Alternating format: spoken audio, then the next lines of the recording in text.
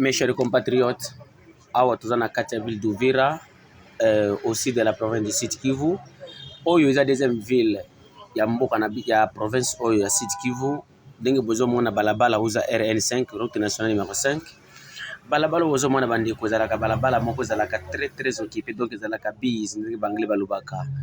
Toza na quartier Kasenga, tozota kotia Kavimvira, tozokende vers Mulongwe kotala ndenge population elobi ke lelo ba observer journée ville morte dans toute la ville. Donc journée ville morte oza na Uvira ngo moko te, tala ndenge ba jeune awa basangani po bazoko lobela pona makambo Union européenne asali apesi ba sanction epa ya batu oyo basengeli koza ba sanction te. Ba sanction esengelaki ezala epa ya batu oyo bazokoma batu oyo ba assassin batueur, mais ba oyo bazobondela mboka nde bazwaki ba sanction. Dont nous citons le commandant force William Amouri Kutumba oyo azo komi pesa corps et âme malgré il y a des gens bazo salirier tandis que azo sala combat moko population yango moko ya est ezoko saliwe po na kultala comment azo kobondela mboka. Il y a aussi excellence Justin Bitakwira Bihona Hai oyo azana kati ya mboka Kinshasa azo kolobela po na makambo oyo bakokole ba comprendre nini eza na ezoleka na kati ya est ya mboka. Nde tango Union européenne bimisi ba sanction elobi ke non Amouri William Kutumba et Justin Bitakwira baza sanctionné bako ki ko coopérer na Union européenne te baki ko sali lokote.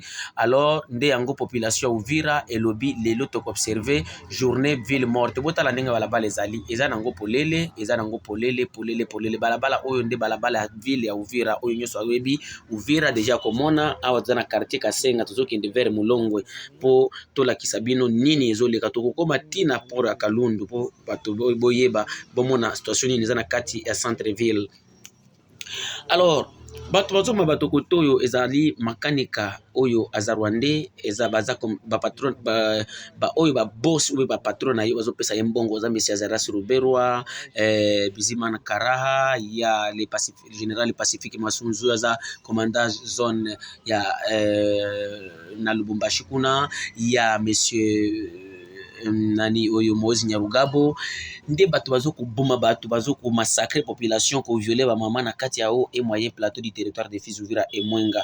Alors tango ba sanction ebimaki nde population lo bakite tokola kisa ndenge nini ke non ba sanction wana eza injuste et nous demandons aussi au gouvernement congolais ceux qui bomoni loko aboy. Donc il y a une chose, il y a une bénéfice auprès de la population et si réellement nous sommes dans un gouvernement du peuple qui nous disent qu'il y a un slogan du peuple d'abord, vous devez nous prouver que non, vous avez peuple d'abord. Makambo, oh, il faut te plaider en gobisonyoso.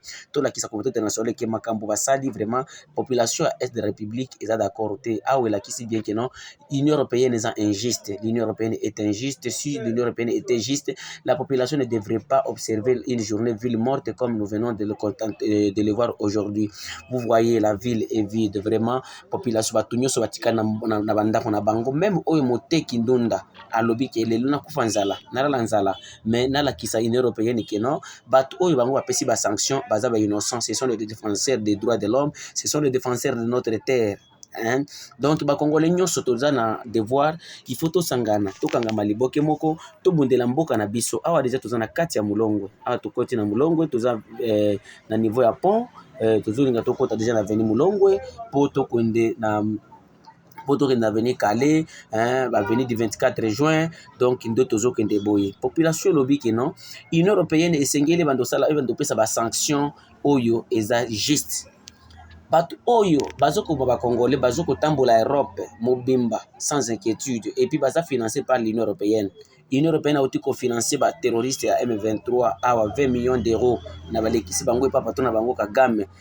Ba tromper monde que non ezali ya kokende kofinancer na nani na Mozambique lutte contre le terrorisme tandis que ba terroristes bazoko kata bato mitu baza toujours na kati ya Congo. Même l'Angleterre eza derrière biloko tala même Angleterre ba uti ko sala que non ba réfugiés soit disant réfugiés wana tandis que baza ba mercenaires rwandais baya na Rwanda pour baya ko pesa sous force pour na ko agresser Congo. Alors et c'est pourquoi makambo oyo vraiment eza eloko moko ba congolais faut bazwa conscience to telema biso nyos to zwa conscience total ki bande ko na biso ko to tozo souffrir makasi tozo ko souffrir donc mais ceux qui ont moni moto andimi afana na ndako mais à s'exprimer boy yo etangi sionini mais okofanda na se nzete na lemba na matete na kintamo magasin ozokoloba ke non bandeko ya est baza complice.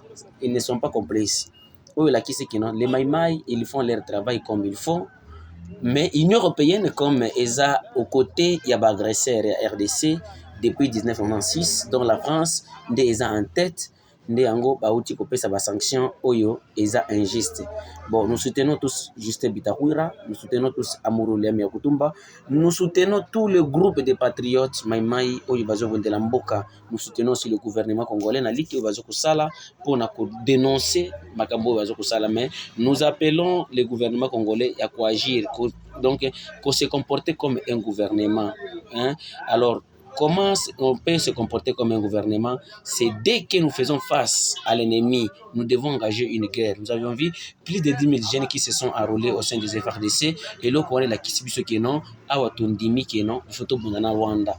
Awa tout ça déjà au niveau hôtel, qui lise hôtel, na kati avenue entre l'avenue Fizi et l'avenue au Congo, donc Otobinga comme ouvrir Kalonga au Zaïre, nde tozali tolingi tokoma directement na shop ya Tigo ou bien Orange, ba oyo ba yebi na centre ville ya Uvira, ba place oyo zalaka tellement embouteillage moko munene. Awa tolingi donc agence Okapi, c'est que agence Okapi zalaka bino nyoso boyebi, donc nde place munene oyo zalaka vraiment embouteillage, mais tala ndenge balabala eza polele et loko tangi sioni ni ndeko nangai et la kisi qui vraiment population eza pour ces gens là, eza pour le combat de Justin Bitakwira, population eza pour le combat d'Amour William Yakutumba, de William Tetezi et les autres. Donc nous devons soutenir nos leaders, nous devons soutenir nos défenseurs, hein, ceux qui biso tiki bango na ko soutenir bango. Union européenne déjà à la kisi biso face que non, il est contre la RDC. Alors nous appelons aussi le gouvernement congolais, ceux qui écoute la bien vraiment tout le monde a organisation internationale de francophonie, parce que nous venons de constater que non, les Français ils sont derrière tout ça. Donc parce que les Français ils n'ont jamais travaillé à l'intérieur de la RDC. De le Rwanda ndazoko konza francophonie, tandis que Rwanda depuis 2006, 2008, je ne me trompe pas, au mois de juin, à Longwa na francophonie à côté na Commonwealth. Mais les loba français bazoko la qui ça soutient na bango makasi et pas banani ya ba Rwandais. Donc ils sont mboka ozolo bakini biso français te bazoko sacrifier mboko mipesi pour na soutenir France, pour na ko le français, pour na ko tombola français na bango liboso au détruiment. Donc bazoko soutenir mboka oyo ezoko boy français pour et détruire mboka oyo ezoko le français. Alors nous appelons le gouvernement tout le monde na kati ya francophonie, peut-être koki kozwa kimia. Alors j'appelle tous les Congolais aussi tout qui na résistance, parce que rien que la résistance dès koki ko défendre biso wa Congolais, parce que ceux qui to la résistance te bande konanga to bossa na makambo mususu, mais ceux qui to résister contre l'agression étrangère.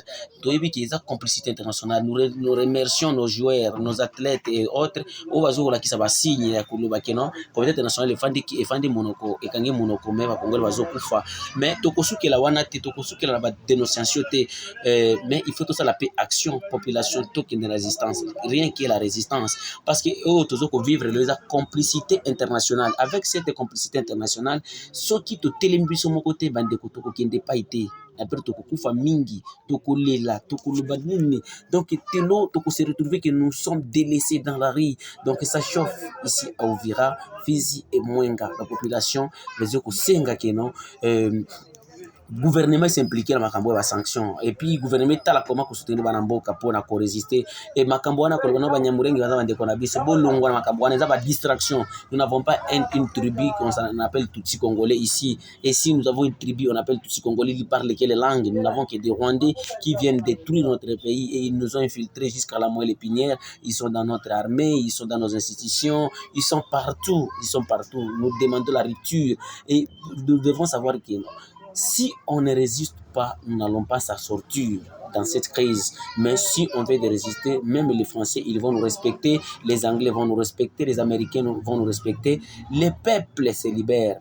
Personne ne viendra pas nous libérer. Même ces gens que vous appelez là-bas, les Kenyans et les autres, ils n'allont pas nous libérer, rien que la résistance.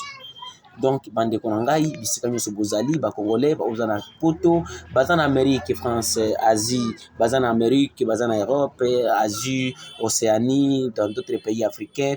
la voix de Kivu tozana kati ya balabala tozo informer bino que non eza résistance population la kisi que non ils sont contre ba sanction européenne et bazo soutenir vraiment ba action oyo Justin Bitakwira na Amour William ya Kutumba na Ebwela Ntoteza Mamususu bazo kusala po na ko libérer mboka bazo défendre mboka tozo défendre mboka awo eza makamba ko défendre mboka oyo eza makamba mabele ndeko na ngai muto akosa yote aleki na télévision moko boye na Kinshasa abandi ko finga kutomanenga lingi andi ko zabo azolia mbongo opesaki mbongo combien tala des populations et lobby et la kisi que non ya solo combat muto na zo saleza solo population ngo moko ezo ko évaluer plutôt donc aux évaluation alors vous les gouvernements vous devez aussi prendre la conscience talamboka munene Tuvira une grande ville de la province batu nyonso bafanya banda ko lobi lelo to kosala te muteki ndunda muteki nani fufu muteki nini alobi na kufana nzala mais na la kisa communauté internationale na la kisa gouvernement congolais na la kisa Union européenne na la kisa ONU que non nous sommes derrière Amour William ya Kutumba et Justin Bitakwira bihona hai ba sanction wana eza injuste et les gens là qui méritent d'avoir des sanctions baza toujours innocent ba tiki bango ka bongo les colonels Makanika l'assassin de la 21e siècle donc monsieur comme monsieur Kagame bazo ko ba sanction ata mo côté bazo ko tambo ndenge balingi mais ba oyo bazo ko bondela mabena bango bazo ko bondela mboka na bango bazo ko bondela population ba viola kate ba bomaka te bazo ko bunda nde pona libération ya mboka nde lelo bazo ko ba sanction vraiment eza eloko moko bande ko na ngai balandi oyo bazo kolanda la voix de Kivu la voix de sans voix toujours servir du peuple bisika nyoso kozali ndenge bozo komona tozo ko sala tour de la ville toko sukela na vidéo oyo ngomo côté mais toko lakisa bino ba action nyonso ti 15h parce que journée ville morte bandaki de 4h kosuka na 15h donc tokozala na bino lobi lisusu kozala wana donc dans toute la journée toko circuler toute la ville d'Uvira ba correspondant biso baraka pe bazo zura biso image kuna ba obazana ka mituga mwenga bazo kuzwa pe mais dans la peine de la Ruzizi baza kuna pe donc toko sélectionner ba image ba tona biso tindaki partout pour pozwa ba image ya mboka botala tolande ba dépôt et kangami et la kisi bazola a na venir mulongwe donc bala kisi que non nous sommes mécontents il y a action na bino wana ya Union européenne donc c'est ça mes chers compatriotes mes chers frères numéro de téléphone za plus 43 85 8808 330 je répète encore 085 8803 085 88 08 330 email sur la voix de Kivu 45@gmail.com toza toujours na kati ya mboka na biso awa na kati ya centre-ville ya Uvira pona kolakisa bino situation nyonso ozoleka na kati ya mboka. Nous vous remercions beaucoup mes chers frères, vous devez rester connectés sur votre chaîne des patriotes la voix de Kivu. Merci mingi tozala toujours ensemble. C'est l'entrée de l'hôpital.